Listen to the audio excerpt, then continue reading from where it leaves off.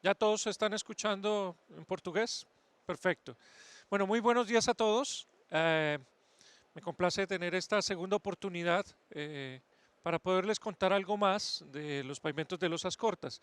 La charla se llama ¿Cómo dimensionar una losa corta en pavimentos urbanos? Pero en realidad vamos a hablar de diseño en general y obviamente haciendo algunos guiños y énfasis al tema del pavimento urbano.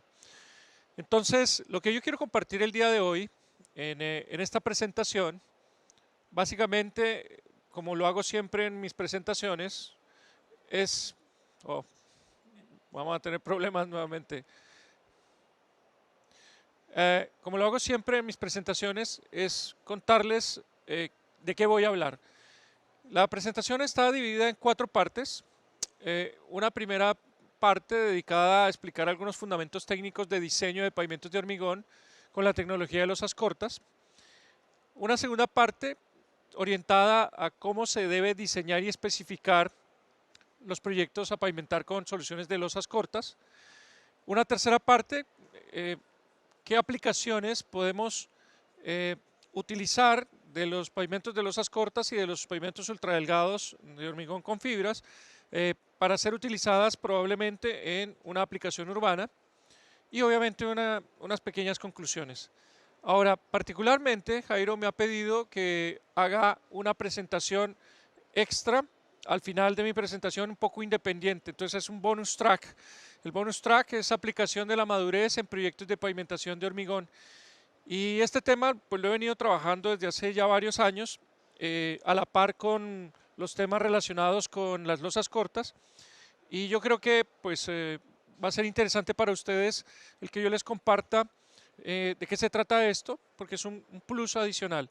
Lo trabajo aparte porque, aunque se puede hacer evidentemente en un pavimento de losas cortas, es un tema totalmente independiente y obviamente se puede aplicar en los pavimentos de hormigón tradicionales también. Así que por eso lo estoy dejando como un tema separado e independiente.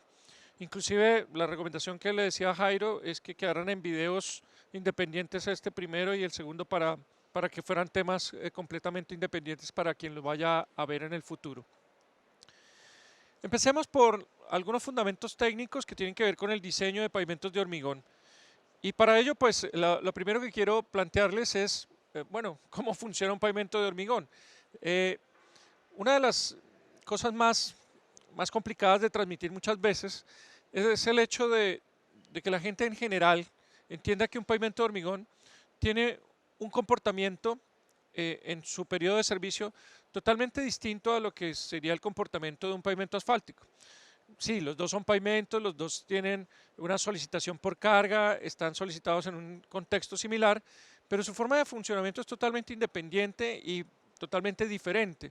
Por tanto, su modo de falla, su evolución de deterioro obedece a distintos principios y por ende no son comparables. Y sin hacer una oda a la grieta, la verdad es que la presencia de un patrón de agrietamiento en un pavimento de hormigón dista mucho de la interpretación que uno podría hacer cuando se trata de un pavimento asfáltico. Mientras en un pavimento asfáltico la aparición de un patrón de agrietamiento es el comienzo de las dificultades, capaz que en el caso de un pavimento de hormigón puede ser hasta una buena noticia, porque querría decir que evidentemente pues el material respondió a su natural situación de comportamiento, que es tender a agrietarse, ¿sí? Y probablemente se estabilizó el sistema. Quizás algunos de ustedes hayan visto pavimentos de hormigón de muchos años, que probablemente tienen unas grietas que han tenido toda la vida y ustedes no ven que haya una evolución mayor porque no es una grieta probablemente estructural, sino que se dio por condiciones y características constructivas. Entonces también hay que empezar a entender la mecánica de funcionamiento y evolución de todos estos fenómenos para poder saber qué es lo que estamos diseñando y qué es lo que estamos tratando de evitar como problema a futuro. Por tal motivo, pues yo quisiera comenzar recordándoles o contándoles, según ustedes consideren, de qué se trata el concepto de un agrietamiento por fatiga, que es finalmente el fenómeno que nosotros trataríamos de controlar. Cuando yo tengo un pavimento de hormigón, ¿sí? lo, lo que va a suceder una vez yo he seccionado en lo que llamamos las losas, es decir, la cuadrícula que usualmente vemos en superficie, pues va a haber distintas situaciones o distintos momentos en el momento en que los vehículos con carga pasan por encima del pavimento. Y el efecto que están causando cada uno de ellos genera en consecuencia unas tensiones y unos esfuerzos que acumulativamente pues, podrían generar la falla por fatiga. De tal suerte que si yo miro, por ejemplo, en planta, una situación en la cual tengo una losa convencional y pensara unitariamente en un eje que estuviera justamente en el centro del mismo, las tensiones que se van a provocar hacen que haya probablemente un plano de falla que genere una grieta que viaja desde abajo hacia arriba, desde el fondo de la losa hacia arriba.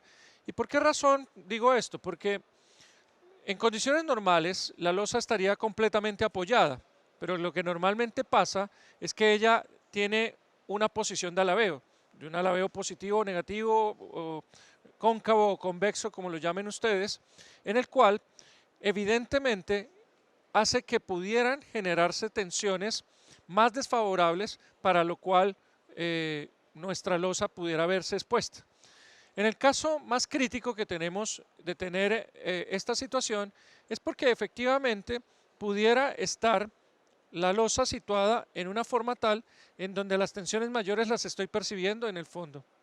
Caso distinto a cuando yo tengo ubicados los ejes en los bordes, longitudinalmente hablando, o en los bordes si estoy viendo en una sección transversal mis ejes localizados.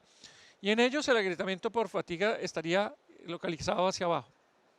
Entonces, ¿qué pasa? Que en ciertas circunstancias, donde estén localizados los ejes en el momento en que van pasando, van a hacer que se vayan generando patrones y vaya probablemente fallando en el tiempo y apareciendo estas grietas. Cuando las grietas vienen desde abajo, usted no las va a ver hasta que ellas traspasen todo el espesor de la losa. Probablemente muchas losas nosotros las veamos completamente limpias, libres de un agrietamiento que está por allá abajo y que usted no ve. Y que, vuelvo y le repito, hasta que no atraviese todo el espesor, seguramente no van a ser visibles. Pero cuando la grieta empieza a nacer desde arriba, evidentemente yo la estoy viendo desde el primer momento. Y no por ello significa que la grieta sea muy profunda, porque apenas está empezando a iniciar su viaje hacia abajo. Entonces, a veces puedo yo estar visualizando la fisura como fisura, pero ella no se ha profundizado como tal. Ahora, si ya hay un número suficiente de repeticiones de carga, pues ella va generando un rompimiento hasta llegar probablemente a generar un patrón de agrietamiento transversal de lado a lado por la repetición de muchas cargas. Ahora, esos fenómenos no pasan porque pase un camión cargado, sino porque hay una repetición de un número significativo, muy importante, de millones de ejes equivalentes sobre una condición en donde tendrían que coincidir no solamente el hecho de que haya pasado el camión, sino que lo haya hecho quizás en la condición más desfavorable, y es cuando las puntas o las esquinas o los bordes están levantados, tanto que estos bordes ejercen una presión hacia abajo y termina generando una tensión más crítica justo en el centro de la losa, que esa sería la condición más desfavorable. Ahora, si ustedes se ponen a pensar, las losas en los periodos del día o del año pueden llegar a tener más o menos alabeo, estar más planas o más levantadas, pero nunca están en la misma posición. Por tanto, puede que haya horas del día en donde sí, está pasando este camión cargado, pero está en una condición completamente plana, completamente apoyada, absorbe las tensiones que pudieran darse por compresión y no pasa nada. Pero si justamente estoy en una situación crítica en donde justamente tengo las puntas levantadas porque tengo un alabeo cóncavo y me pasa este camión que puede que no esté mayormente cargado, pero lo suficientemente cargado, me hace una pasada que termina afectando. Y son esas las pasadas y las repeticiones que yo tengo que ir contabilizando. Por tanto, yo tengo que tener la capacidad en mi diseño no solamente de contabilizar pasadas, sino de entender en qué momento esas pasadas se están dando para hacer coincidir las dos cosas. La evolución de los métodos de diseño y la posibilidad de tener sistemas computacionales que logren este cruce de estos dos fenómenos, es decir, de la repetición de pasadas y de saber que esas pasadas coinciden con el nivel de gradiente que haga que la losa esté mayor o menormente alabeada, es la que hace la diferencia en poder tener un diseño mucho más aproximado y mucho más certero. Cuando la gente pregunta qué diferencia hay entre un método empírico y estos métodos mecanicistas, es porque precisamente ellos empiezan a hacerse cargo de estos pequeños fenómenos que si yo los voy afinando y los voy llegando a entender en su comportamiento, pudiera yo llegar a saber exactamente cuáles son las necesidades que tengo que suplir. Por eso es muy importante entender cuál es la mecánica que yo quiero representar y hacer ver funcionar en un momento dado. Ahora, traté de explicarles esto mismo de la manera más sencilla posible que no les genere mayor complicación. Ahora, esto que yo acabo de explicar no es constante, depende de la conjunción de muchos aspectos y muchas variables. Si ustedes miran este gráfico en donde yo tengo espaciamiento en las juntas, es decir, la separación que hay entre cada una de las juntas, y yo tengo aquí el porcentaje de agrietamiento que pudiera llegar a darse en el tiempo, si yo tuviera una cierta cantidad de millones de ejes equivalentes y tuviera, digamos, una condición de características de un diseño patrón, y lo único que yo estuviera cambiando fuera el espesor de la losa, ¿sí? Ustedes lo que van a darse cuenta es que probablemente entre mayor sea el espesor, ¿sí? Entre mayor sea el espesor, el nivel de porcentaje de agrietamiento que yo pudiera llegar a tener, ¿sí? Va a ser mucho menor y se va a desarrollar mucho más lentamente. Entonces no es lo mismo tener este espesor que tener este espesor. Entonces hay una relación directa entre las dos cosas. Pero también hay una relación en el espaciamiento, en donde entre más grande pudiera llegar a ser ese espaciamiento, pudiera llegar a generar un comportamiento adverso en un momento dado. Lo que estamos tratando de hacer en definitiva es hacer un juego entre el espaciamiento que debería haber, el espesor que debería tener y tratar de reducir al mínimo la posibilidad de que se genere un agrietamiento. Entre más corta la distancia, yo debería tener un comportamiento mucho más favorable. Volviendo al tema de los alabeos, y quizás con esta diapositiva debía haber comenzado, pues ¿en qué momento se alabean en una forma o en otra? Bueno, teóricamente cuando yo tengo situaciones en donde en la noche tengo una temperatura mucho más baja en la superficie respecto a todo el calor acumulado que haya concentrado la losa en su interior, hace que probablemente haya un gradiente de temperatura entre el fondo o el nivel más bajo de la losa en su espesor y el nivel superficial. Por tanto, lo más probable es que ella termine teniendo un alabeo, ¿sí? En donde termina levantando las puntas o las esquinas y genera lo que llamaríamos un alabeo cóncavo. Y en contraposición, ¿sí? Si tengo un día muy caluroso y la noche estuvo muy fría, pues obviamente la temperatura que tengo en la superficie es mucho más alta que la que tengo en el fondo de la losa, provocando que el alabeo tenga esta forma. Teóricamente tendríamos un patrón de cambiar a lo largo del día de esta posición a esta posición y así paulatinamente. Ahora, según el lugar donde estemos, según la humedad relativa, según muchos factores, puede que sea más exacerbado el encontrar mayor alabeo cóncavo y casi un imperceptible alabeo convexo. Inclusive en Chile es muy poco común encontrar esto, casi nulo, y la probabilidad de que se genere un agrietamiento desde el fondo es muy baja, pero no necesariamente así es en todos los lugares. Por tanto, es muy importante entender la mecánica de comportamiento en términos climáticos que pudiera afectar el alabeo y que en contraposición con lo otro que estábamos viendo, que es la dimensión de la losa, empezar a calibrar y graduar nuestro modelo o método de diseño para que queden cubiertas esas consideraciones. Visto en conjunto, tanto el dimensionamiento, el alabeo, lo que ustedes van a tener es esta situación, que probablemente era un poco más difícil de visualizar cuando solamente poníamos los ejes. Entonces ahora pongo el camión encima para que imaginen la situación. Si yo tengo una losa, y estamos hablando de una losa convencional de las dimensiones que ustedes están normalmente acostumbrados a ver circulando por las calles, tendríamos la coincidencia de este eje con este eje, y si tenemos el infortunado momento de que las puntas están levantadas, pues el mayor punto de concentración de tensiones es este sitio. Y ese nos podría provocar un rompimiento. Pero vuelvo y repito, no es que con un solo camión se vaya a reventar, sino que con la repetición de muchas tensiones pudiera darse un patrón que genera una fisura y que con el tiempo empieza a bajar hacia afuera hasta que rompe el elemento. Tanto que pudiera haber un traspaso de todo el espesor y se generen dos elementos completamente independientes. Mientras eso pasa, pues nosotros vamos a tener una situación de progreso en el tiempo. Ahora, la existencia de las barras de traspaso puede hacer más o menos favorable el que se dé una condición de poder soportar solidariamente o independientemente el comportamiento de las losas. Por otro lado, mientras esto no fracture, pues digamos que no vamos a tener una condición más allá de simplemente la incomodidad de tener la fisura presente en superficie. Si nosotros lo viéramos en el sentido transversal, pues la losa no solamente se alabea en este sentido, sino que también tiene un comportamiento en la otra dirección. Pero aquí esta situación, a pesar de que se presenta, ¿sí?, viaja a una velocidad un poco distinta en términos de desarrollo.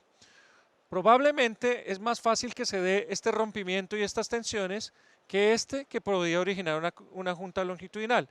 De ahí que lo normal es que si usted hace el monitoreo y el seguimiento del comportamiento de una losa, primero aparecen las grietas transversales, ¿sí?, y después con el tiempo, por una situación de la forma de la losa y la nueva reconfiguración de su esbeltez, pues pasa a ser más crítico esto y termina formando una grieta longitudinal.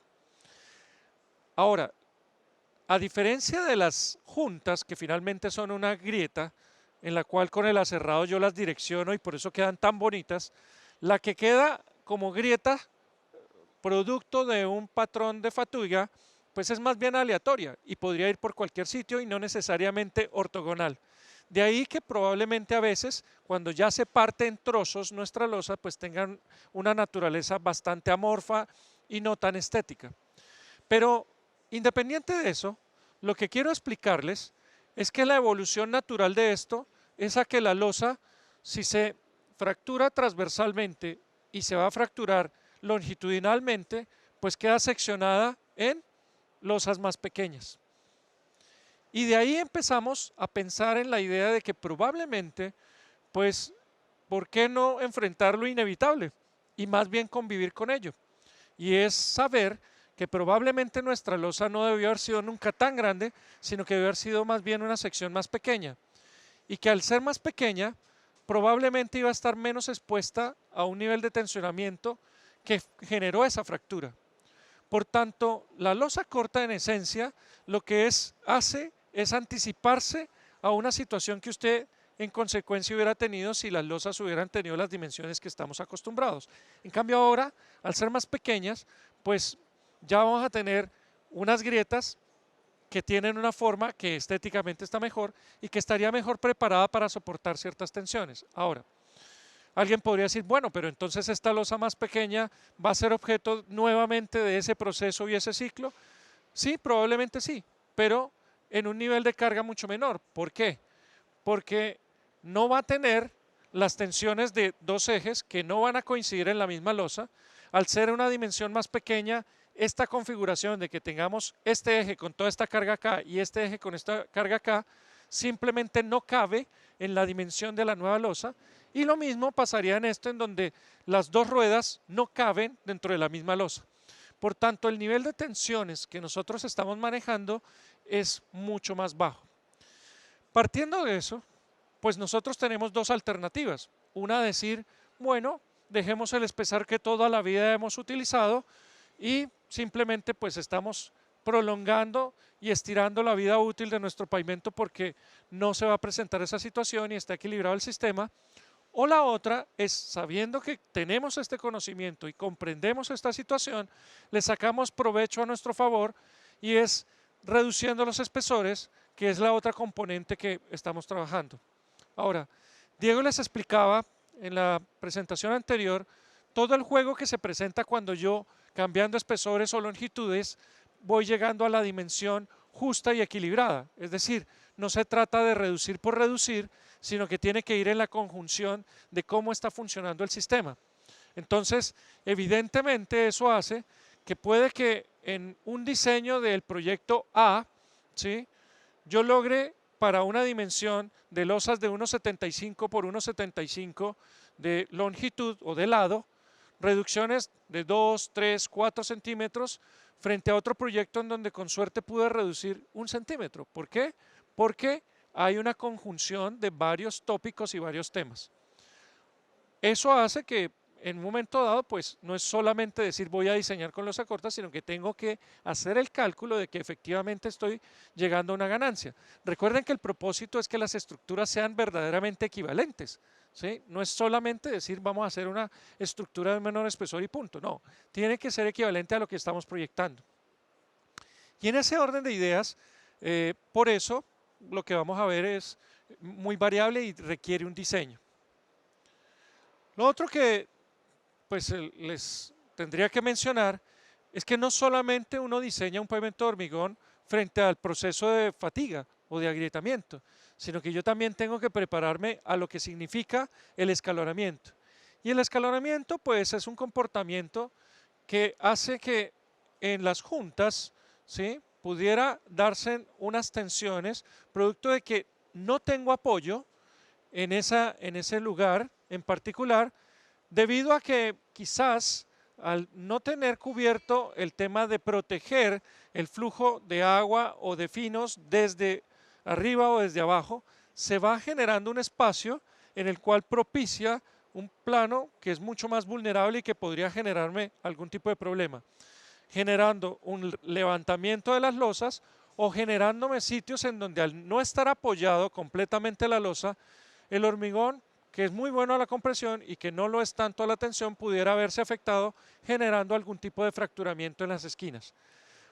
Para esas dos situaciones, tanto el escalonamiento como la fractura de la esquina por toda esta situación, pues también yo tengo que prepararme y saber cómo va a funcionar. Y obviamente el comportamiento cambia si tengo o no tengo barras de transferencia en las juntas que me vaya a controlar este comportamiento. En las losas de mayor tamaño o tradicionales, pues ya está definida la incidencia que esto tiene. Pero en el caso de los pavimentos de losas cortas, en donde nosotros ya de partida estamos trabajando sin la presencia de la barra de traspaso, por una razón simple, y es que teniendo más juntas, pues se nos multiplicaría la cantidad de las barras, por tanto no resultaría económico, pues tenemos que movernos en el plano de las suposiciones de diseño de un JPCP sin barras, ¿sí?, y en ellas saber a lo que vamos a estar expuestos a lo largo del proceso de desarrollo y funcionamiento de nuestro proyecto. Por tanto, el método de diseño tiene que hacerse cargo de la situación que va a simular. Normalmente me preguntan, ¿los pavimentos tienen barras, no tienen barras? Y yo les digo, no las tienen, y al no tenerlas, el diseño tiene que hacerse responsable de que no las va a tener, ¿sí? Y ese es el punto de partida de nuestras hipótesis y de nuestros cálculos. Ahora, ¿a dónde estamos nosotros apuntando en general?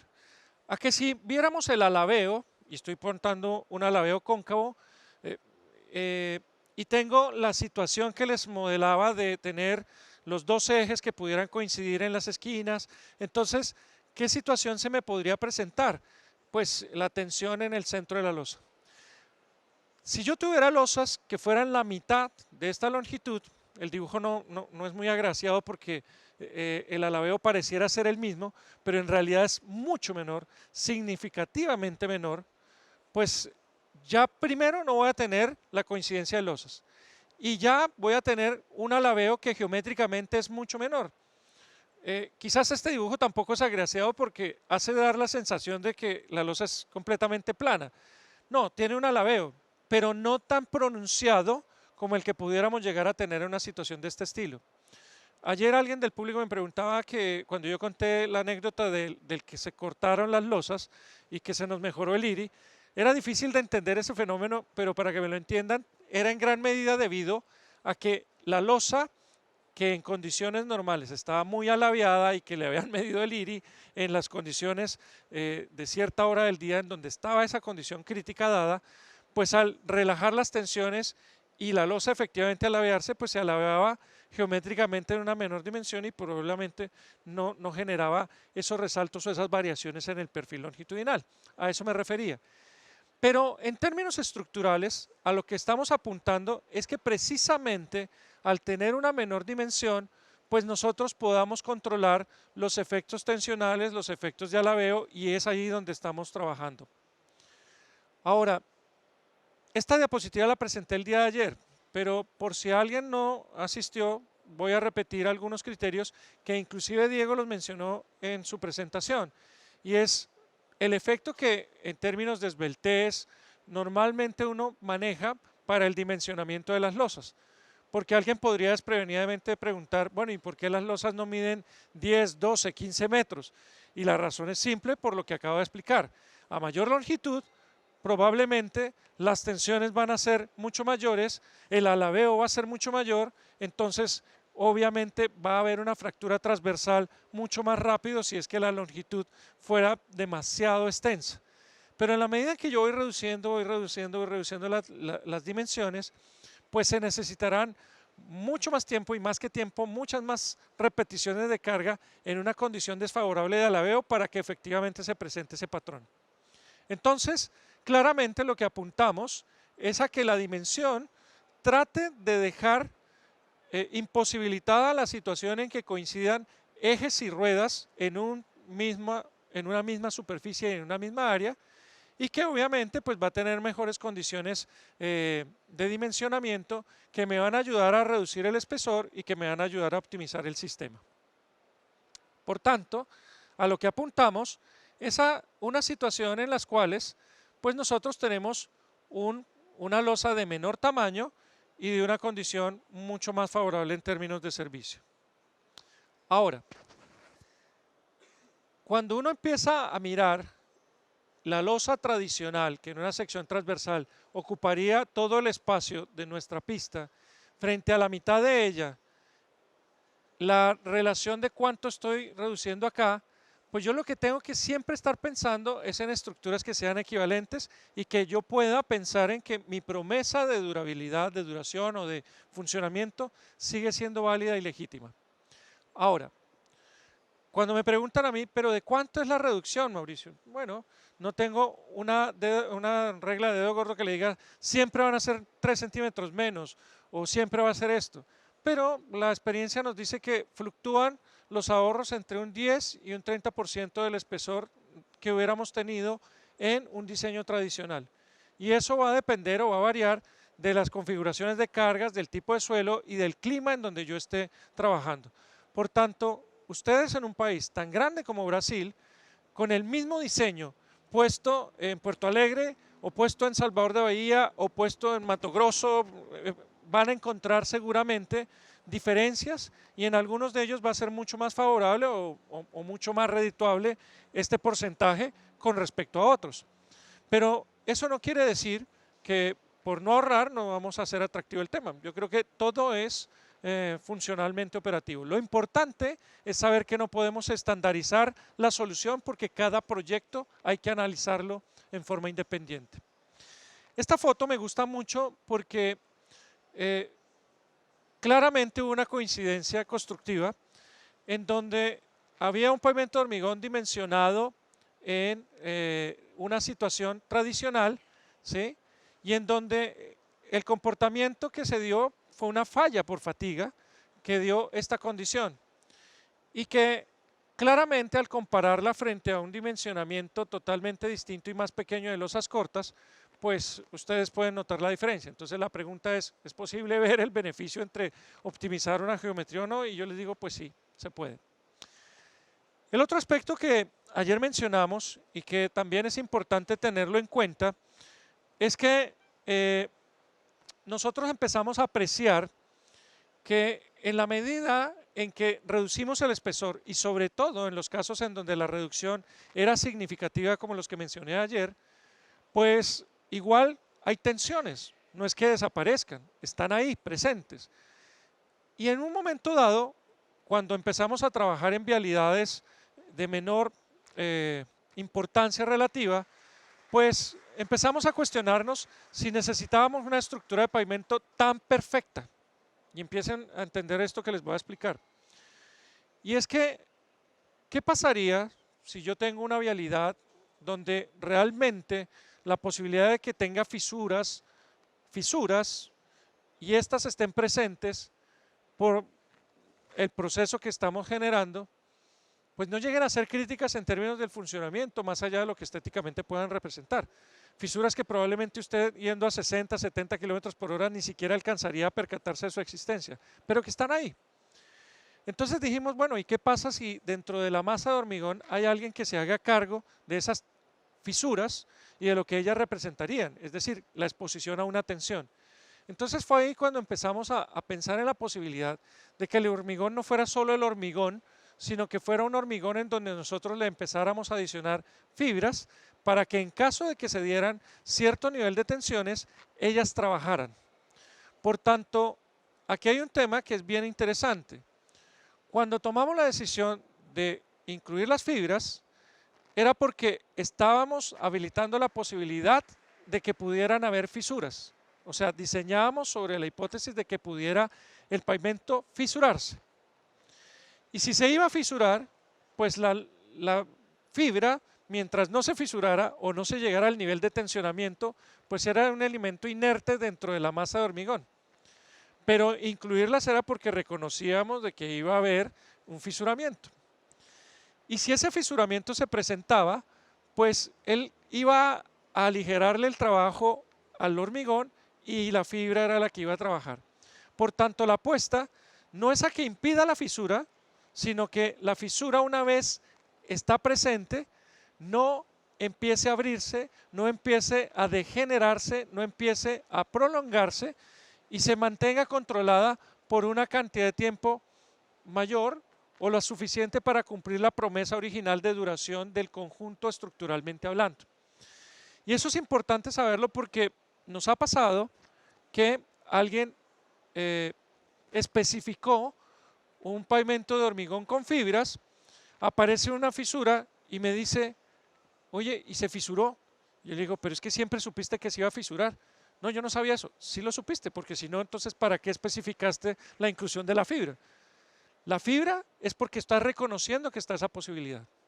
Ahora, como nosotros sabíamos que la fibra se iba a hacer cargo de una fracción de esa tensión, dijimos, ¿podemos optimizar un poco más en el espesor? Claro, al yo reducir el espesor, llevo al campo de ser más exigido en términos tensionales mi hormigón. Por tanto, había que buscar dónde estaba el equilibrio de cuánto gano cuando incluyo una cierta cantidad de fibra. Y empezamos a darnos cuenta que empezaban a hacer ahorros significativos, es decir, que aunque la fibra tiene un costo, no nos la regalan, pues para lo que me está ahorrando de masa de hormigón presente en ellas, yo podría llegar a optimizar los espesores, que para ciertas circunstancias pasaba a ser atractivo por la competitividad del sistema. Entonces ahí empieza a verse un patrón bien interesante, en el cual pues nosotros vimos varios puntos que me gustaría como objetivos tenerlos presentes para ustedes. La fibra se puede incluir si se quiere lograr alguno de estos propósitos. Primero, evitar la rotura frágil si se produce una unión en las fisuras de hormigón formando un entramado. Segundo, mejorar el comportamiento ante cargas cíclicas o por fatiga. Aumentar la capacidad de la losa por punzonamiento. Aumentar la resistencia a la tracción, a la abrasión, al impacto y al corte. O simplemente porque queremos disminuir los espesores cuando las tensiones principales se encuentran en la cara inferior como en las losas de geometría optimizada, que es lo que estamos trabajando. Si esos objetivos son los que estamos persiguiendo, probablemente estamos frente a un escenario en donde la fibra tiene una función y una razón de ser. Y aquí es una decisión que el proyectista tiene que definir. ¿Cuál es mi hipótesis de cálculo, de diseño? ¿Qué consideraciones voy a tener y qué estoy pretendiendo perseguir? Por tanto, no es que todas las losas cortas tengan que tener fibra. Yo podría diseñar una losa corta con un hormigón convencional porque no quiero entrar en ese plano o en ese juego o con ese propósito. O si yo quiero, además de lograr la optimización geométrica, ganar un plus, hago el cálculo analítico, numérico, económico de incluir la proporción de fibra que se haga cargo de las tensiones que producto de esa reducción pudieran llegar a generarse, y el diseño pues va a quedar definido como tal. Ahora, la recomendación de nosotros cuando ya se llegan a espesores muy delgados, y estoy hablando de muy delgados, es 8, 10 centímetros como tal, probablemente es que ese hormigón yo lo especificaría siempre con fibra, ¿sí? Pero en los otros, pues ya es una decisión del proyectista. El proyecto que yo les mostraba el día de ayer de 23 centímetros incluía fibra. Y incluía fibra porque estábamos bajando de 30 y tantos centímetros de espesor a algunos centímetros por la vía de la reducción geométrica, más tener el hecho de estar más que potenciando las posibilidades de funcionamiento y de operación de ese hormigón con la inclusión de la fibra. Y esto es lo que ustedes encontrarían. Un hormigón en donde claramente pues vemos las fracciones de las fibras que entran a tener un entramado y una posición aleatoria en todas ellas. Ahora, la gracia es dosificar la suficiente cantidad de fibra que quede distribuida sobre toda la masa de hormigón y que ayude a obviamente absorber las distintas tensiones que se podrían dar en distintas direcciones. Cuando me preguntan, ¿las fibras de qué material tendrían que ser? Bueno, no hay ninguna restricción a que se puedan utilizar fibras de distintos materiales. Lo que hay que garantizar es que la dosis que usted finalmente utilice responda al objetivo que se especificó. ¿Y cuál es el objetivo? Que esa fibra empiece a trabajar una vez ya el hormigón no lo está haciendo en la parte de haber llegado al módulo de ruptura. Por tanto, lo que nosotros hacemos es especificar la resistencia residual que tiene que pasar a absorber esta fibra a partir del momento en que ya hay una ruptura y un dejar de funcionar en la fracción que puede absorber de tensión el hormigón, y que ya obviamente se excede y que por ende la fibra va a tener que trabajar. ¿Y por qué residual? Porque sabemos que en ese momento las tensiones podrían generar un nivel de deformación y la fibra puede tener una tolerancia en esa deformación hasta llegar a un límite en donde ella también podría llegar a colapsarse o llegar a eventualmente tener una deformación inaceptable para nosotros y no estaría cumpliendo la función de cosernos o contenernos la fisura. Por tanto, lo que normalmente hacemos es pensar que la tensión que vamos a tratar de contener en resistencia residual anda del orden de 1 megapascal a 2 megapascales, ¿sí? Obviamente, como mencionaba ayer, pues tener más fibra pues va a entregarnos por consecuencia una mayor resistencia residual. Entonces dicen, no, pues echémosle toda la fibra del mundo para que pues quedemos cubiertos en salud. Pero cuando ya empezamos a exceder los límites de la cantidad de fibra, pues en el balance económico quizás ya deja de ser atractivo incluirla. Entonces hay que también hacer el análisis de por dónde anda la dosis de fibra y el material de esa fibra o el proveedor de la fibra que nos garantice el propósito técnico y un buen precio. Entonces hay que analizar eso. Y el mercado, digamos que se ha ido acomodando a eso. Por tanto, si el día de mañana va especificado con fibra sintética o con fibra metálica o fibra de otro tipo, pues el requisito tiene que ser el mismo. A mí cúmpleme la resistencia residual y ese es tu objetivo y ese es tu propósito. Y hazlo a un precio que me haga atractivo el hacer el balance económico de todo el conjunto. Y ese es el espíritu, digamos, de la situación.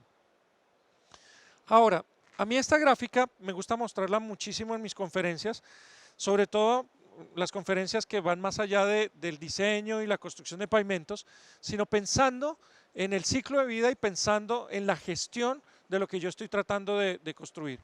Y siempre he hablado de que uno tiene que acomodarse a una realidad y es la siguiente. Todos los proyectos de pavimentación manejan esta regla en la cual si yo tengo aquí el estándar especificado, pues tengo asociados unos costos. Hay cosas bastante evidentes. Si yo quiero un más alto estándar, en inversión inicial, pues tengo que estar dispuesto a pagar una mayor cantidad de dinero, ¿sí? Cualquier producto, cualquier servicio en donde usted quiera un mejor estándar, la inversión inicial va a ser mucho más alta, ¿sí? Usted quiere construir una casa, los materiales por los cuales va a decidir hacerlo, pues le va a llevar a los de más alto estándar a tener que pagar un poco más por ellos y así sucesivamente con distintas aplicaciones. Pero lo importante aquí es entender que ni el más bajo ni el más alto quizás sea la decisión definitiva o más conveniente en todos los casos. Y les voy a explicar por qué. Porque en realidad cuando usted opta por un estándar, queda casado. Hay un matrimonio automático con lo que va a suceder de ahí en adelante. Y es que probablemente si usted optó por un bajo estándar, lo más seguro es que eso dure muy poco, ¿sí? Y haya que pensar en mantenerlo o inclusive reponerlo constantemente. Por tanto, el costo de mantenimiento y el costo que como efecto va a tener sobre los usuarios, pues va a ser muy alto. En contraposición, entre más alta sea la inversión que usted estuvo dispuesto a pagar porque estaba apostando por un más alto estándar, debería tener en consecuencia un reflejo en que su apuesta es que haya un menor costo de mantenimiento, una menor probabilidad de tener que hacer una reposición o al menos no tan frecuentemente, y el usuario tendría un menor efecto o una menor pérdida por esa decisión. Entonces alguien dice, no, pues entonces si esto es tan bueno, pues deberíamos apostar a un alto estándar. Pero la verdad es que no es así. La verdad es que la decisión correcta de cuál es el estándar que yo debería utilizar está dada por sumar esas dos curvas y llegar al costo total y en el costo total encontrar el óptimo. Por tanto, los proyectos nosotros deberíamos calcularlos en función del estándar que correspondería a la aplicación donde vamos a estar trabajando. No es ni la más baja, no es ni la más alta. Por tanto, hay una economía que viene asociada ahí y es que dependiendo de mis necesidades, ¿sí? Si yo estoy hablando de un proyecto en donde no puedo darme derecho a la falla, donde yo tengo que garantizar una alta confiabilidad, probablemente apueste por un alto estándar, ¿sí?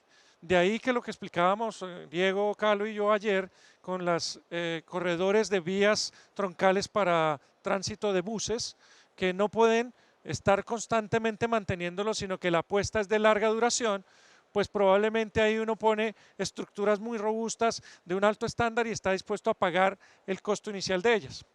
Pero en otras probablemente uno puede hacer algunos sacrificios y acomodarse e ir acoplando al estándar que yo estoy dispuesto a pagar. Por tanto, la idea es que yo identifique en qué lugar del espectro estoy con mi necesidad y no necesariamente yo voy a tener que poner el más alto estándar siempre.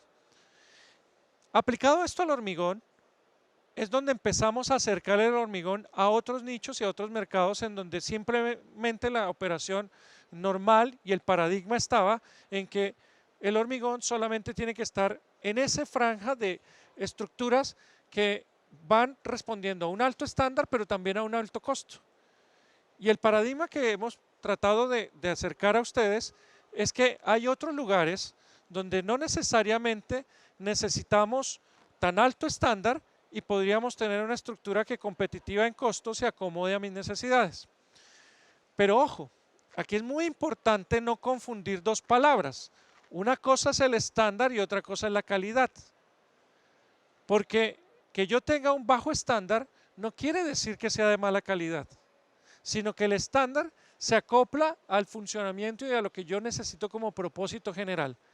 Por tanto, el hecho de que yo esté reduciendo espesores no quiere decir que lo haga de mala calidad, sino que lo estoy acercando a la necesidad de lo que finalmente voy a usar y de lo que yo voy a trabajar. Por tanto, dependiendo mi enfermedad o mi problema, va a un remedio o va a un costo que estoy dispuesto a pagar. Y esta curva no necesariamente va a ser siempre igual. Por tanto, las vialidades deberían analizar todo el espectro de soluciones y decir, ¿sabe qué? Para el estándar que yo quiero tener, esta es la que mejor se acomoda. Y es ahí la decisión que nosotros deberíamos estar haciendo hoy. Y no simplemente decir, oiga, esta es la que menos costo me implica hoy, ¿sí? ¿Por qué? No, es el estándar que yo quiera establecer, lo que estoy dispuesto a pagar, lo que yo estoy dispuesto a querer en mi proyecto o en mi necesidad. Y usted, deme una solución que se adapte a tener la mejor condición y que usted me demuestre que usted está en el óptimo para los costos que me hagan competitivo. Y ahí es donde nosotros hemos tratado de situarnos con distintas situaciones. Y bajo esa reflexión fue que nació este concepto de los ultradelgados de hormigón. Los ultradelgados de hormigón apuntaban a vías de muy bajo tránsito, muy bajo tránsito. Y en ellas, básicamente, pues nosotros empezamos a reflexionar, oiga, necesitamos este espesor de estructura para una vía en donde va a haber muy poco tránsito, van a ser muy poco solicitadas, donde en realidad no necesitamos que la losa esté inmaculada durante todo su periodo de servicio, sino que pudiera eventualmente tener o admitir cierto nivel de fisuramiento y seguir siendo igualmente funcional y estructuralmente competente en toda su vida útil. Entonces dijimos, bueno, ¿qué podemos simplificar para poder aproximarnos? Pero y de igual manera estar dando un estándar bueno y una calidad buena.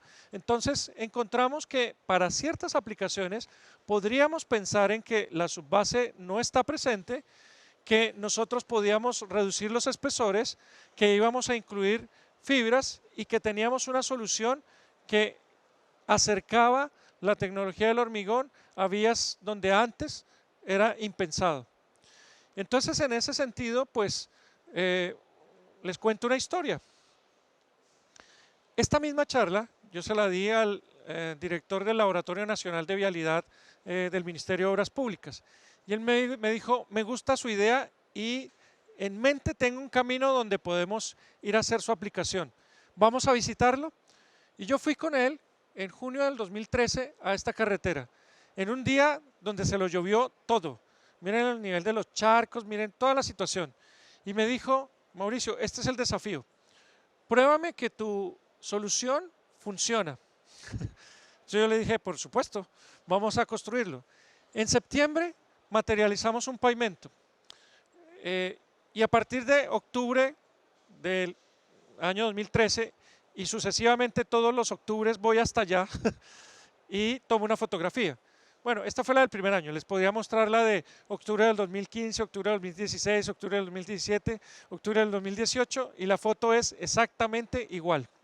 Pero lo que quiero mostrarles es que esta vía, este era el estándar, esto era lo que percibían los usuarios. La gente transitaba por este camino, entre charcos, con todo lo que eso implica. Y nosotros llevamos a este estándar ese camino. Ahora, si ustedes me dicen que esto tiene que estar incólume, inmaculado, sin una fisura, sin una grieta, yo les digo, son realmente muy exagerados porque estamos cambiando barro, polvo, tierra por una estructura competitiva. ¿Y cuánto tiene esto? Tiene 12 centímetros y está apoyado sobre ese terreno que lo único que hicimos fue reperfilarlo. Por tanto, es ahí donde estábamos apuntando, ¿sí? Es más, ¿cómo sería tan buena la solución que creció el pasto, salieron las flores? O sea, ¿qué más queremos? Bueno, no, entonces, desde el punto de vista en general que les estoy planteando, es que tenemos unos paradigmas frente a dónde puede estar y dónde no puede estar una determinada materialidad. Y lo que tenemos que hacer es cómo adaptamos la tecnología para que se acerque a tenerla en las soluciones que son cada uno de nuestros problemas. Ahora, yo podría decirles esto a nivel urbano también. Oiga, hay calles en donde necesitamos construirle un pavimento como para una troncal donde no van a pasar esos tránsitos, donde no vamos a tener esa solicitación. ¿No será que esos barrios que le hemos puesto un pavimento muy poco robusto en el tiempo y que la señora Juanita, como le digo yo, la vecina, al cabo de cierto tiempo ve con frustración cómo se le deteriora su calle producto de la escasa durabilidad que va a tener en el tiempo? Podemos apostar por una estructura razonable que obviamente tenga las competencias y las ventajas de un hormigón y que le dé una durabilidad y una mayor permanencia en el tiempo. Este camino yo simplemente espero que pasen los años y pasen los años y pasen los años y veamos cuánto va a durar.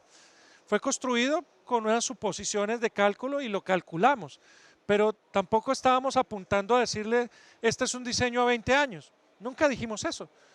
Y estamos esperando, capaz que se cumplen los 20 años y ahí va a estar.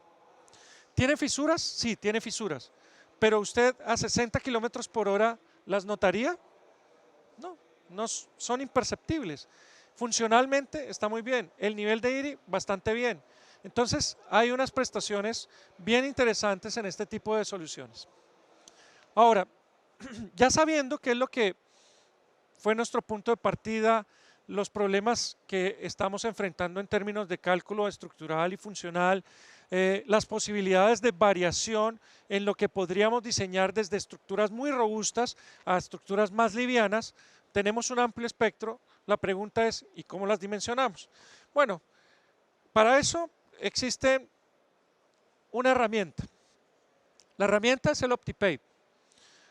El OptiPay es, digamos, un derivado de toda la metodología mecanicista, en donde obviamente hay unos postulados que se hacen cargo de lo que yo explicaba al principio. ¿Qué pasa si las losas se alabean? ¿Qué pasa si tengo un comportamiento de unas repeticiones de carga? ¿Qué pasa si tengo toda una serie de situaciones definidas por el contexto, el clima y la situación que estoy tratando de evidentemente analizar?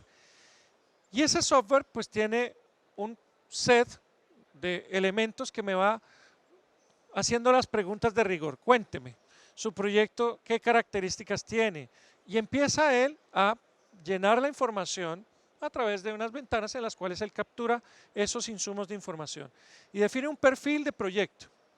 Y él lo que hace básicamente es, con esa información, hacer un ciclo de iteraciones y repetir todo lo que se presume va a ser el comportamiento de esa vida útil del pavimento como tal, en donde va simulando todas las situaciones de variación de la forma de la losa, de los ejes que están pasando, de cuáles podrían llegar a acumular un cierto nivel de daño y cuáles no, y hace todo ese proceso iterativo y me genera un output en donde yo puedo analizar la evolución del agrietamiento, la evolución del escalonamiento, el comportamiento en transferencia de carga, y yo puedo tomar decisiones sobre qué hacer. O puedo derechamente decirle, ¿sabe qué? Para estas circunstancias, dígame cuál es el espesor que me recomendaría usted y que me cumpla con estos requisitos en términos de no exceder ciertos umbrales establecidos por mí como condición inaceptable para el funcionamiento y vida útil estimada en X número de años o X repeticiones de cargas. El programa tiene dos formas de trabajar. Puede hacerlo en los métodos convencionales que normalmente la mayoría maneja, que son los ejes equivalentes, pero yo también podría colocarle un set de, digamos, de distribuciones de cargas, ¿sí? Que pudiera llegar a representar una condición característica como tal, ¿sí? Un espectro de cargas. ¿Sí le dicen espectro aquí? No sé cómo le dicen en Brasil. Pero bajo estas circunstancias, pues antes de arrancar con la explicación del OptiPay, yo quisiera contarles lo que tiene y lo que no tiene, lo que considera y lo que no considera. Y para ello, pues este cuadro sinóptico, pues trata de explicarles en esencia lo que ya les explicó muy bien Diego, pero que yo quiero hacer énfasis en lo que tiene que ver la faceta del OptiPay. Lo primero de ello es que vamos a comparar 4 procedimientos: ASTO 93, PCA 86 o StripPay, MPDG, la guía 2008 y el OptiPay. ¿Y en qué ámbitos? Tipo, tamaño de losa, consideración de alabeo de construcción, tipos de agrietamiento, desde abajo, desde arriba, transversal, longitudinal, de esquina, escalonamiento y calidad de rodado. Si ustedes diseñaran por ASTO 93, lo que se encontrarían es que obviamente el tamaño de la losa no está dentro de las consideraciones de cálculo. Usted sabe que no hay consideración del alabeo de construcción porque él supone que las losas siempre son planas, lo cual no es correcto. En cuanto al agrietamiento, pues él no considera el agrietamiento que baja desde abajo o desde arriba, porque si la losa no la considera alabeada, pues mucho menos el de dónde vienen o de dónde pueden provenir las grietas. Por tanto, el agrietamiento en general no es un tema que considere ASTO 93, el escalonamiento tampoco, y solamente se fija en lo funcional, es decir, el PSI, o traducido en términos de IRI, pues es lo que finalmente importa. bajo ese precepto hemos diseñado por muchos años. Y evidentemente esto se va por el lado de la seguridad y con unos factores que hacen que yo termine sobrediseñando la inmensa mayoría de las estructuras. Ahora, en muchos casos puede que eso sea lo que yo necesite, pero lo estoy haciendo con un método que por consecuencia me lleva a ese número. Y conscientes de todo eso, pues otras facetas del conocimiento, como le explicaba bien Diego, pues empezaron a desarrollar modelos que acercaran un poco más a entender lo que estaba pasando como fenómeno y a que el número que yo llegara como resultado, pues me diera a mí un mejor diseño o una estructura que representara lo que yo quería en realidad. Ahora, siempre me preguntan, entonces, si yo diseño por esto, entonces yo estoy como curado en salud y tengo todo ese factor de seguridad y la diferencia es de tantos centímetros. Como les mostró Diego, depende. A pesar de que PSA pueda ser muy constante, pues la variación que yo pueda tener en esto me puede acercar o alejar de la brecha que hay entre los 2 metros. Entonces no puedo asumir que siempre hay una diferencia o que esa brecha va a ser siempre igual. Entonces hay que tener cuidado en ese análisis. Obviamente, pues el PSA ya deja de ser empírico y pasa a ser empírico mecanicista. Empieza a considerar algunas cosas. Por ejemplo, en el escalonamiento ya considera la erosión, o sea, tiene una verificación que llamamos verificación por erosión, que se hace cargo del escalonamiento mejor. Algunos tipos de agrietamiento los incorpora, pero hay otros que todavía quedan ajenos a nuestro análisis de comportamiento. No tiene nada que ver con la funcionalidad como si esto la requiere. Y obviamente, pues, algunos han diseñado y consideran esto pertinente hacerlo por este método. MPDG, que es la evolución del ASTO 93, pues es un método empírico mecanicista en donde, primero, el tamaño de la losa sí importa, donde el alabeo ya lo considera. De hecho, parte del diseño considera unos gradientes que hay que tener en cuenta para las distintas condiciones de estados de esfuerzo que yo pueda llegar a tener en el diseño. Obviamente, pues trata de cubrir los dos escenarios de origen y proveniencia de las distintas diretas, no se hace cargo de los temas longitudinales y de esquina y obviamente pues sí tienen una consideración de escalonamiento que no es del todo mecanicista si lo miramos con rigor y obviamente considera la parte funcional. En ese mismo teatro de acción, pues OptiPape pues debería ser una copia fiel de lo que está aquí, porque finalmente es el subconjunto de un método mecanicista, de hecho su origen parte de ello. La única diferencia que ustedes podrían encontrar es que en el OptiPape pues se incluyeron elementos en el cálculo y en el análisis que sí se hacen cargo del concepto longitudinal y del concepto de esquina, que eso pues lo hace, digamos, interesante también a la hora de cierto tipo de proyectos donde uno sabe que pueden ser vulnerables a ese tipo de problemas. Entonces, por ahí tenemos la ventaja del OptiPape. ¿Y cómo se trabaja OptiPape? Pues básicamente usted tiene la opción de dimensionar las losas de tal manera que solo una rueda o set de ruedas se apoyen en cada una de las losas a la vez, que es nuestra hipótesis de cálculo. Calcular el daño por fatiga producido en los puntos críticos de la losa y determinar el espesor correspondiente considerando las condiciones de suelo, alabeo, tráfico y otras condiciones relevantes.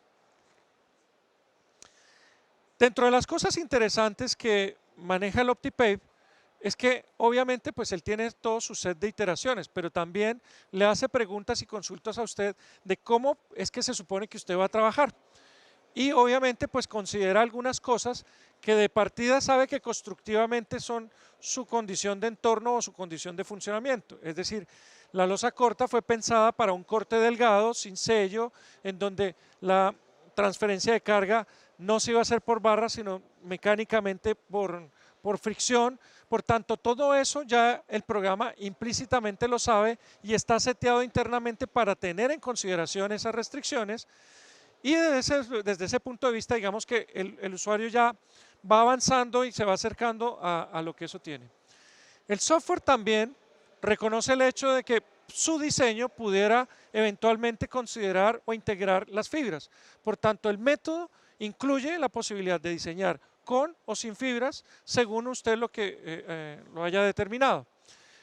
Y aparte de eso, pues también el método tiene una cosa muy interesante y es que dependiendo del país donde se trabaje, el concepto de la resistencia residual, a ver, la resistencia residual siempre es la misma, pero el método o ensayo de laboratorio para deducirlo o lograrlo, pues en cada país podría ser diferente. De hecho, hay métodos en donde la forma como se ensaya la vigueta, ¿sí? Varía según si se le genera una muesca en la parte inferior que induzca la grieta o no se genere esa fractura en la vigueta, y el resultado del ensayo es totalmente distinto. Por tanto, el software también está seteado para que, dependiendo el método de ensayo de la resistencia residual, pues sea consistente con los valores que usted está especificando en su cálculo y en su análisis. También es muy importante para el programa saber la distancia que usted va a tener del borde y el nivel de confinamiento. Por tanto, en los cálculos y en los análisis, según usted le haya dicho, si va a tener solera, si va a tener una separación desde el borde, si va a tener un sobreancho, pues lo considera para que cuando él haga las solicitaciones, él en sus set internos sepa por dónde tiene que simular las pasadas de carga y la distancia a las juntas longitudinales principalmente. Lo otro que también se hace cargo el programa es básicamente de entender cómo es la interfaz entre lo que es pavimento y la base, cuál es la fricción que se va a generar entre las dos capas, y eso es muy importante. Este no es un curso de OptiPay, pero voy a tratar de mostrarle la herramienta para que ustedes se imaginen cómo sería una secuencia de trabajar en la herramienta, que es, entre otras cosas, muy amigable, muy fácil de manejar, pero no por ello hay que tener bien presente que hay que ser muy responsable en su uso, porque no es solamente meter datos por meterlos, sino que yo tengo que hacer una analítica de lo que explicaba Diego. Es decir, si yo estoy dimensionando un proyecto, no es solamente llegar al espesor, es tener asociada la especificación de lo que yo voy a construir y de cómo yo voy a ejecutar, inclusive hasta de la tecnología que voy a usar para que el diseño sea consecuente con todo ello. Claro, yo tengo una definición de proyecto en donde él me hace las preguntas tradicionales como velocidad, vida de diseño, largo de la losa, espesor de la losa, si es que yo quiero definir un espesor y ver una respuesta, o decirle al programa, calcúleme el espesor para esta respuesta que yo estoy esperando. El tipo de borde, si la losa va a tener un borde libre o si va a estar confinado, si va a tener sobreancho la losa exterior. Entiendan que en una pista vamos a tener siempre dos losas como mínimo. Barras de transferencia de carga. En general, esto está pensado para que no las tenga, pero podría uno eventualmente considerarlas como tal. Lo que pasa es que probablemente ustedes van a llegar a un valor de un comportamiento muy atractivo, pero que cuando lo llevan a la parte económica quizás no les cierre el proyecto. Interfaz de pavimento y base. Fundamentalmente, el programa hoy por hoy está pensado para que esa interfaz genere una hipótesis de no adherencia. Entonces, sea una capa granular, estabilizada o asfáltica, lo que se supone es que no hay adherencia en la hipótesis de cálculo. No obstante, puede darse el caso que el hormigón como material se adhiera, pero en la suposición de diseño se supone que no hay adherencia, y esa es la hipótesis y como modela el programa, bajo la condición de no adherencia. En cuanto al IRI, la idea es que básicamente uno establezca hacia qué IRI estoy apuntando como condición inicial en mi cálculo y en mi diseño, para que a partir de ese IRI él vaya definiendo la progresión de evolución tanto funcional como estructural en otros parámetros a partir de ese IRI inicial. Y yo puedo definir umbrales máximos asociados a el porcentaje de losas agrietadas que quiero permitir al cabo de 20 años de diseño, en este caso, o de la vida de diseño que haya establecido, con un nivel de confiabilidad que les estaba explicando pues bien Diego, que representa. Entonces yo puedo jugar con confiabilidades según la importancia relativa del proyecto, en términos de la tolerancia que voy a permitirme o no. Entonces Diego decía, bueno, 95 si estoy hablando de un proyecto que es de alto estándar y en donde no me puedo dar el lujo de ciertas cosas, o relajarlo si estoy hablando de una potencial aplicación de bajo tránsito y podía uno manejar con fiabilidades más bajas. IRI y escalonamiento promedio. Umbrales en los cuales, si yo le estoy pidiendo al programa que calcule el espesor, él chequea que los va a cumplir a lo largo de todo el periodo de vida útil. O si no, simplemente si yo establezco el espesor como condición de partida, él me dice, mire, en determinado año usted logró estas condiciones. ¿Ok? Desde ese punto de vista, lo que viene a continuación, y me perdonan si las letras son muy chicas, pero yo les voy a contar de qué se trata, pues hay que setear temas asociados al diseño. Y como les decía, nosotros estamos frente a una condición o de ejes equivalentes o de tasas de crecimiento que va a ser la forma como yo voy a calcular y proyectar mis tránsitos, o en vez de ejes equivalentes yo puedo entrar por una clasificación de espectros de carga, en donde puedo colocar la propia o las que maneja la Federal Highway Administration como estándar y decir, me voy a parecer a esta distribución de vehículos y por ende los ejes podrían estar en esta condición, simúleme ese estado de solicitaciones. Si usted va por el lado de los ejes equivalentes, pues tiene que decir cuántos millones o miles va a definir como estándar y tiene que explicarle al programa cuál va a ser la distribución lateral del tránsito en términos de la distancia de la huella referida a la distancia de la demarcación y a la distribución lateral de la misma. El espectro de carga, pues si usted lo tomó como estándar de diseño, pues va a tener que darle algunos otros valores para saber qué TMDA va a ser el de referencia y otros aspectos que le permitan hacer la distribución de solicitación por tránsito. También es necesario que usted le informe al programa en términos de tecnología de hormigón cuál es el hormigón que usted está suponiendo que va a ser el colocado. Por tanto, aquí es muy importante que se definan no solamente los atributos típicos de resistencia, sino que también usted se haga responsable de entender que hay otros aspectos que también es preciso determinar o definir. Por ejemplo, coeficientes de dilatación térmica, retracción de los hormigones, contenido de aire, relación agua-cemento, que son condiciones del tipo de hormigón que usted va a tener y de la rigidez y comportamiento y respuesta que yo voy a manejar en un momento dado. Y opcionalmente, si usted habilita o deshabilita las fibras, pues él tenerlo en consideración dentro del hormigón que va a estar siendo trabajado. Recuerden que este es un concepto mecanicista y que por ende las solicitaciones, los alabeos y todos los fenómenos van en relación a las características que tenga este material que estamos utilizando como estructura de soporte. Además, pues usted tiene que también contarle cuál es la plataforma de apoyo. Si va a ser una base granular, si va a ser una base estabilizada, si yo me voy a apoyar directamente sobre el suelo, si me voy a apoyar sobre una mezcla asfáltica, sobre una base tratada, ¿sobre qué voy a apoyarme?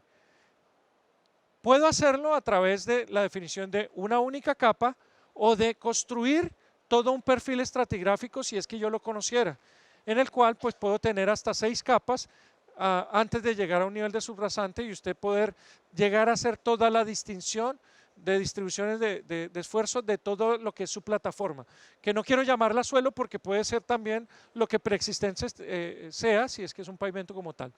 Y en ese mismo orden de ideas es importante que usted le defina cuál va a ser la resistencia a la degradación de las capas inferiores, cuál va a ser el coeficiente de fricción entre esa base y la losa, y cuál va a ser, en el caso de que sea un material granular, el porcentaje de finos que yo voy a estar manejando. Desde ese punto de vista, pues lo que me queda faltando es poner el contexto climatológico, en donde obviamente, pues para Chile esto está ultra desarrollado. Fuera de Chile, pues hay unos climas característicos con unos gradientes característicos, ¿sí? Y lo que usted tendría que, digamos, regionalizar sería información como definir cuál es el gradiente de construcción que va a manejar, la temperatura media en invierno, en verano, el tiempo de la temperatura de fraguado del hormigón, el número de años de días del año con precipitaciones y el índice de congelamiento si es que tuviera condiciones de ciclo de hielo y deshielo. Entonces, con esa información, el programa ya estaría listo para que usted lo ponga a iterar, ¿sí? Y él empieza a hacer todo el ciclo de análisis con todo el setup que está completo ya a esta altura, en el cual pues usted le va a entregar un reporte visual en esta pantalla y obviamente tabular en unos reportes que son exportables. Pero lo interesante que tiene esto es que después le va a decir en los porcentajes dónde están las mayores tensiones, cosa que usted pueda, según la configuración que definió, identificar cuál es el punto más crítico de diseño.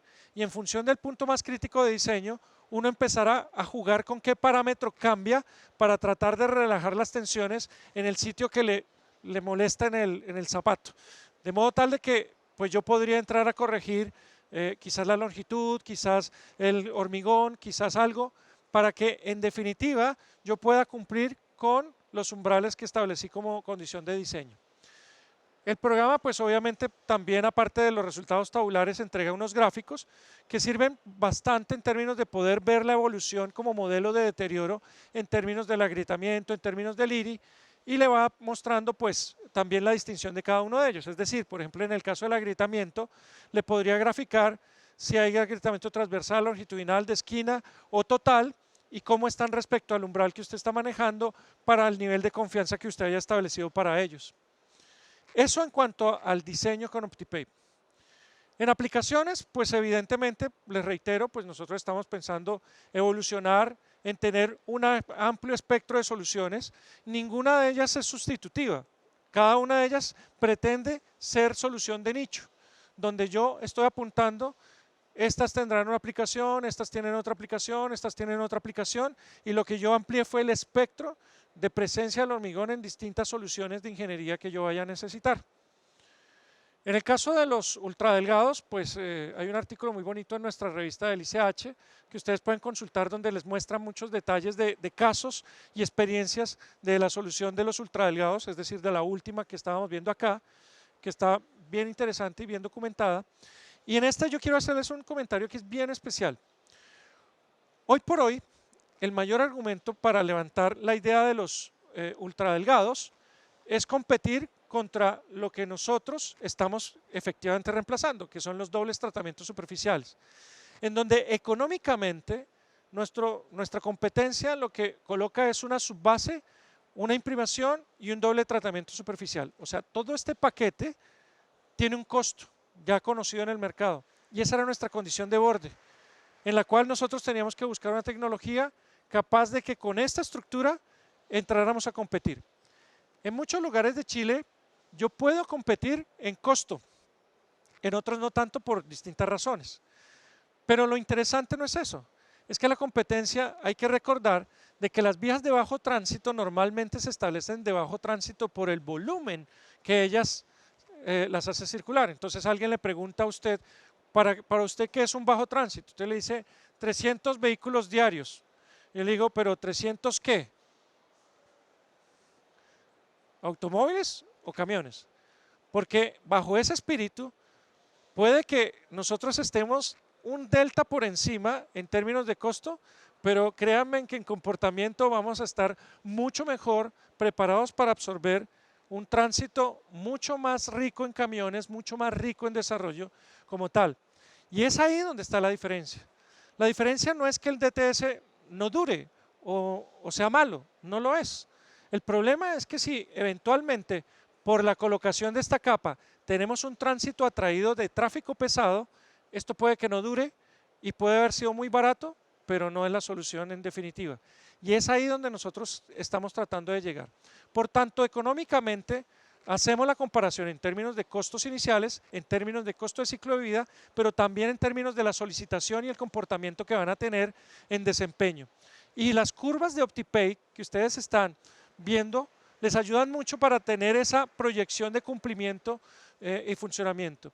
Para el ministerio se desarrollaron unas cartillas de cálculo con las cuales pues pudimos simplificarles la estructura, cosa que pudieran hacer prediseños en caso de que no tuvieran el OptiPay. Entonces nosotros teníamos unas cartillas donde le decíamos, bueno, pero ¿usted qué tiene? Y le teníamos un número para que él pudiera hacer un prediseño y un precálculo y empezar a socializar el proyecto. Sobre todo porque en las primeras etapas de cambio, si la tecnología todavía no está asumida, pues digamos que no tiene la motivación a meterse a aprender OptiPay y hacer el cálculo, pero sí puede tener la motivación a que con este seteo entro y tengo un prediseño como tal. Ese prediseño está de todos modos con unos factores de seguridad para que después, si yo quiero sacarle punta al lápiz, pueda optimizar el sistema como tal. Entonces, desde ese punto de vista, pues tenemos pavimentos delgados de hormigón con fibra sobre la plataforma existente, y si la plataforma existente no llegara a ser buena, pues no va a ser buena para ninguno de los dos, ni para el DTS ni para nosotros, pues hay también unas cartillas colocando base granular si es que fuera el caso, pero el concepto está apuntando para acá. En el caso de los white topping, lo que quisiera mencionar es que, pues, según esta guía, lo recomendable es que para el caso de los no adheridos se utilice OptiPay para diseñarlos, ya que pues tiene una ventaja y es lo que se trabaja. Entonces los adheridos se diseñan normalmente por métodos del ACPA y los no adheridos pues se pueden diseñar perfectamente con el método de OptiPay. Obviamente, pues, ¿dónde está la diferencia? En el módulo que yo les mostraba de la plataforma, en donde en vez de decir que tengo una base granular, pues tengo que definir las características de las capas asfálticas o inclusive de las capas de separación, que no necesariamente tienen que ser materiales, sino que materiales tradicionales que tengan un espesor, sino que podrían ser inclusive hasta un geotextil como capa separadora. Y eso también lo puedo hacer, digamos, en el diseño. Los invito a que vean estos documentos porque hay mucha información acerca de lo que se está especificando y definiendo en términos de comportamiento de los ultradelgados o de los white topping en los Estados Unidos y la incorporación de las fibras en cada uno de ellos. Como invitación, pues bueno, así como en Chile manejamos el programa de pavimentos participativos y pues, estamos tratando de introducir más soluciones de hormigón en este tipo de pavimentos, ustedes en el contexto urbano deberían tratar de aprovechar las posibilidades y ventajas de lo que les he estado comentando para tratar de introducirlo en las distintas vialidades urbanas, inclusive en las que probablemente nunca se suele contemplar el hormigón por términos de costo. Como conclusiones yo les diría, se recomienda establecer una estrategia de aplicación específica para Brasil que permita asegurar la adopción de tecnologías de hormigón para pavimentos con contextos urbanos. Los pavimentos de losas cortas, pues ultradelgados con fibra, sobre capas de hormigón, white topping, son perfectamente aplicables en el contexto urbano, especialmente sabiendo que van a estar confinados. Por tanto, tienen una ganancia por encima de los interurbanos en términos de su contención lateral y de la distancia desde el borde que por circulación normal tienen los vehículos. Se debe generar una masa crítica de consultores y contratistas que entiendan la práctica relacionada con todo lo que se está explicando. Y eso es un trabajo que yo siempre digo con mucha convicción, hay que capacitar, capacitar y capacitar. Ya, perfecto. Entonces, ¿paramos? Ok, listo. Muchas gracias.